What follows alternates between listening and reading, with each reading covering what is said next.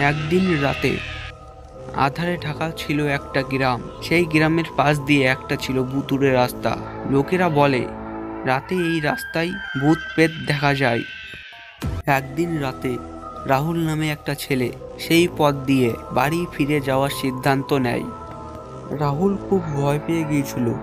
ও নিজের উপর বিশ্বাস করে রাস্তার দিকে এগিয়ে গেল। রাহুল পথে হাঁটতে শুরু করে। পথের থেকে ভূতের চিৎকার আওয়াজ শুনতে পায়। ধীরে ধীরে তার ধৈর্য কমতে থাকে, কিন্তু সে তার নিয়ন্ত্রণ হারায় না। হঠাৎ সে অন্ধকারে কিছু একটা দেখতে পেল। ভূত বা সে অন্য কিছু অনুভব করতে লাগে।